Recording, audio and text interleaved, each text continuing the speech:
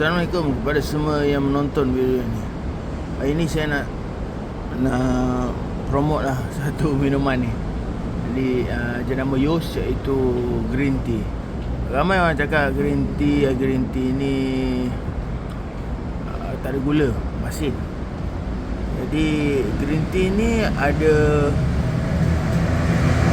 kita ada maksudnya kita tengok dia ada gula tak dekat kandungan ni. Green tea selalu dia ada gula, ni dia ada gula, dia manis tapi dia sedap lah. Tapi untuk kesihatan lah, ni air ni saja promote. Apa-apa pun masih lah kena menonton video ni.